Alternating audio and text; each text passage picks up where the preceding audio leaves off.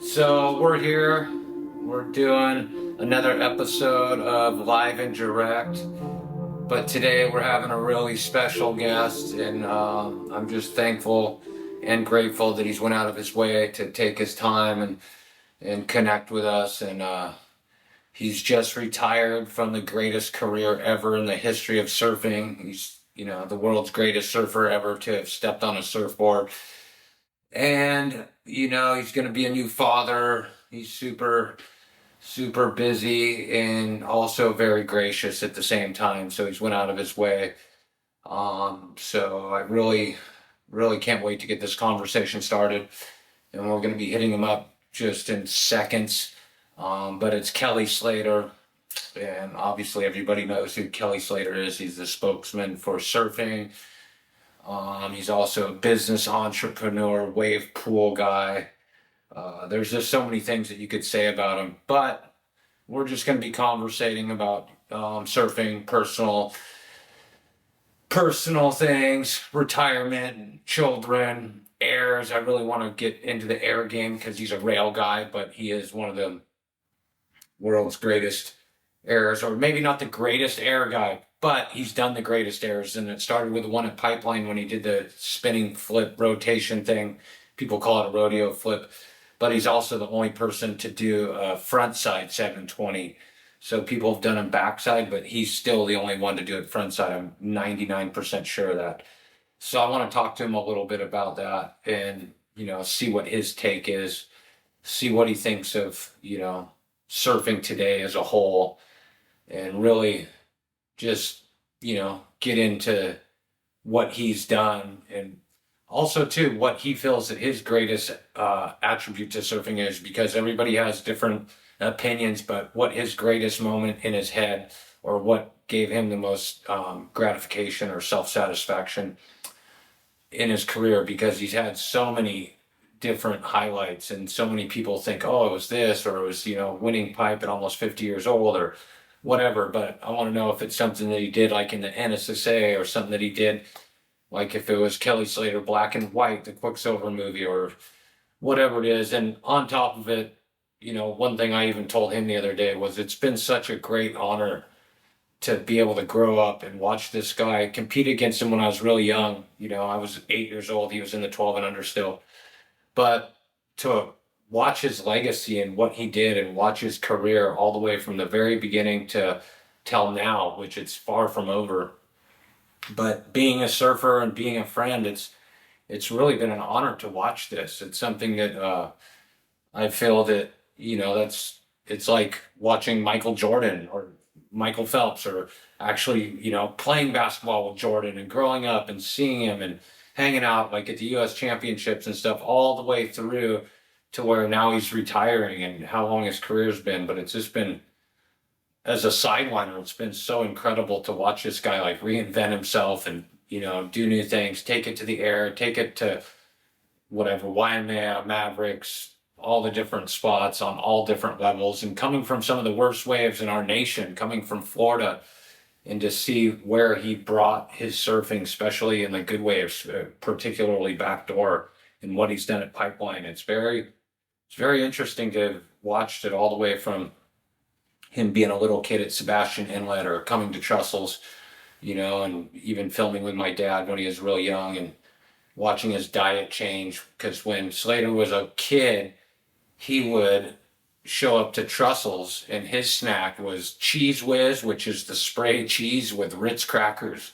And from, coming from that sort of upbringing where we were pretty healthy, we were kind of vegetarians growing up, and, just to see him eating Cheese Whiz and Ritz crackers and then surfing for 8 hours.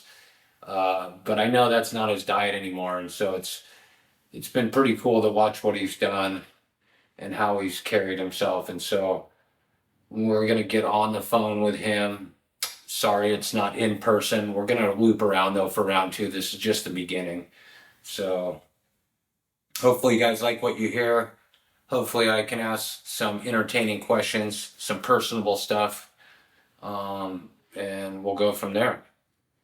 Okay, we're standing by. We're waiting for the champ of all champs. We have been, oh, Yeah, give me a minute. Just approving a work thing. He's approving a work thing. This man never stops, just so you know. And what I really want to ask him is if what his take is on, you know, life on other planets. Does he believe in aliens? That's going to be one of the main questions because I feel, and I'll say it to him too. It's like some people would compare him to a shapeshifter. Uh, Boom.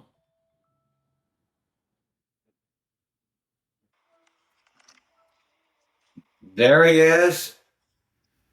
What's up? What's up? The champ. The baby shaka. How are you? Good. I gotta turn my camera off so I don't see myself, if that's all right. Well, that sucks. Okay, boom, there you are. So, congratulations. Thanks, man. Yeah, I feel like I'm talking to myself now because I can't see old Nate Dogg. Oh, my five head.